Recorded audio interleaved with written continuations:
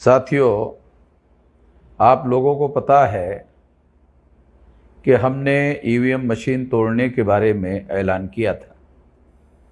उसकी वजह थी 8 अक्टूबर 2013 को सुप्रीम कोर्ट ने ईवीएम मशीन के बारे में ये जजमेंट दिया था, जिसमें उन्होंने लिखा था कि ईवीएम मशीन के माध्यम से फ्री, फेयर एंड ट्रांसपेरेंट चुनाव नहीं हो सकता।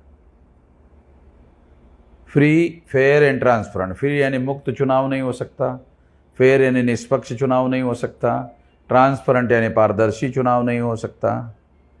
ये आदेश 8 अक्टूबर 2013 को सुप्रीम कोर्ट ने दिया था। इसी आदेश को ध्यान में रखते हुए हमने ये बात कही थी कि कानून और संविधान की रक्षा करने के लिए अगर हमें ईवीएम फोड़ना पड़े तो हम ज़रूर फोड़ेंगे।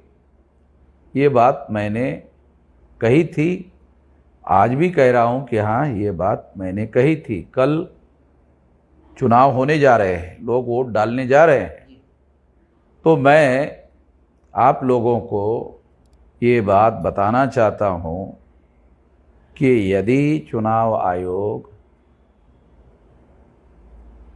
100% जो पेपर ट्रेल 1%, 5% जो हो रहा था, तो वो यदि 100% गिनती करने का आदेश होता है तो फ्री, फेयर एंड ट्रांसपेरेंट चुनाव की संभावना बढ़ती है। इसलिए सुप्रीम कोर्ट में इस पर सुनवाई हुई है और हमने टीवी पर देखा कि सुप्रीम कोर्ट ने इस पर अपना निर्णय सुरक्षित किया है। हो सकता है कि रात में उसको वो घोषित करे। तो इसलिए हम तो कानून और संविधान को मानने वाले लोग हैं, तो कानून और संविधान के दायरे में रहकर हमारी काम करने की विधि है। हम भी कानून और संविधान के दायरे में करते हैं काम, तो दूसरे लोग जो संविधान के लिए बंधन कारक, मैंडेटरी काम करना ज़रूरी है, जिसके ऊपर लोकतंत्र का सारा दारोमदार निर्भर करता है, उनको भी इसी तरह से काम करना चाहिए।